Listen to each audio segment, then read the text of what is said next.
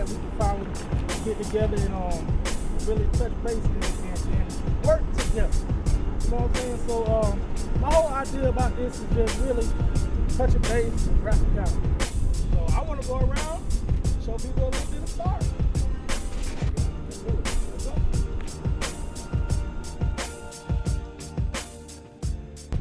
The resources ran by, a black woman, so I just feel like at the end of the day, if people just knew about the resources, they probably would be more prone to, to come back and actually try to use them. Okay. And I think it's a good time before it because, like I say, man, you have to be able to show some people something different. And if people don't ever see nothing different, they're going to do the same thing. They're going to go in the same cycle. And that's kind of what I want to do, like help break cycles. Even though I don't live here no more, this still my community because this is where I'm from. It's on that road. But as far as the businesses, I don't know who owns what, except for SJ. That's the only thing I know about. Right now you have a restaurant, like I told you earlier, it's ran by a black woman. That's good. Yeah, right here on the corner. Okay. Then you have Smooth Addiction right here, in the block. Okay. Black woman that owns that business right there. Body and beauty, different things she owns. And S&J, John G. I mean, this is history. It is. And it's a different history. I can't say that my history was bad growing up here.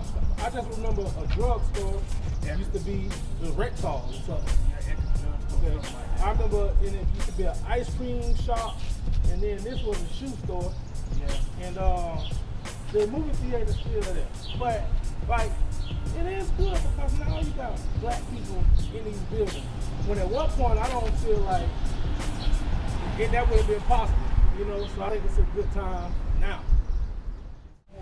But before we leave here, before we go into the neighborhood, what's your fondest or craziest or most horrific memory being down here?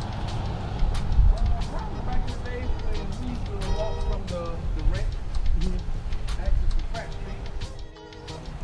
Only thing I remember is coming here from Reno, coming up to the movie. And it wasn't often we get good black movies, but Colors. Yeah, I think it was Colors. It may have been Colors. No, it was later than that. It was a movie when we was in middle school, but I remember a group of us just walking up here to the movie theater. And that's just like one memory that always stick with me about that. But I forgot what the movie was. I don't think it was Boys in the Hood because I probably wasn't able to watch that at the time. But Colors, Boys in the Hood. I remember Colors was here. Coming to America. I remember we watched that up here. I ain't watched that one. Yeah. It ain't been many. Yeah, it ain't been many, but this downtown, I wanna now let's go to where I used to roam, where we all grew up, and really highlight what we really want to highlight. You ready? All right.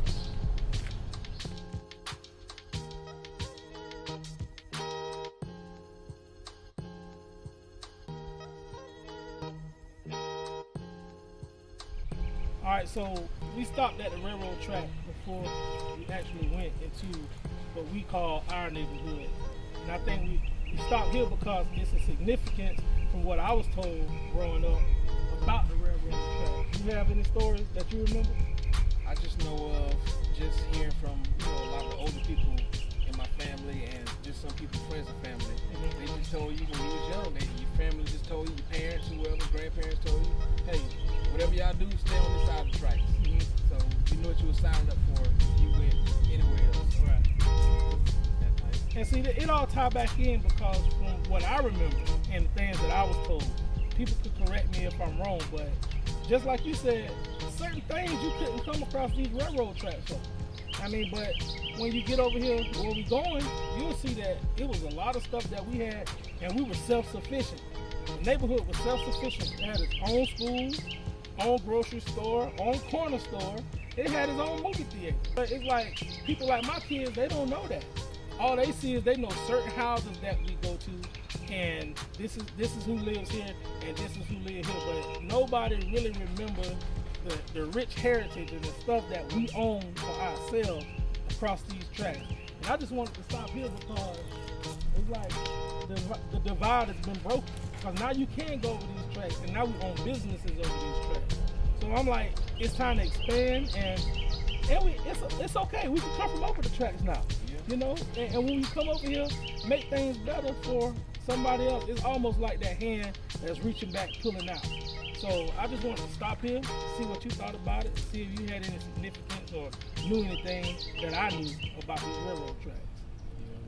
I think right now people just basically just have to take advantage of the time we're living in, even with the whole pandemic that's going on right now. Right.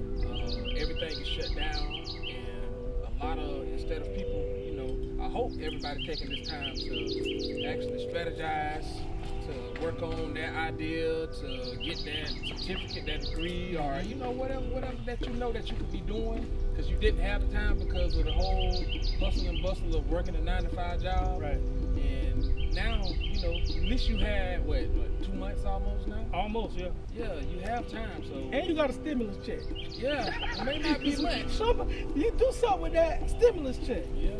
You know, save it at least. You know what I'm saying? Save it. Honestly, I was scared to spend it. I'm scared to spend it. And I don't know why they gave it to me, because I think it's a catch-22. That's what I think. But I had a dude talking to me last night about buying stock. I never thought about it. Yeah. He was telling me that he bought stock from JetBlue airline, because when all this is over, people gonna travel again. So he spent his money in the stock market, you know. But it's just conversations that we never heard before, conversations that we don't hear often. I want to put those conversations out so people can understand, hey, we can move up. I hope people taking the time to, as far as with the stimulus check, I just hope they using it for whatever, like whether you get caught up on bills, Right.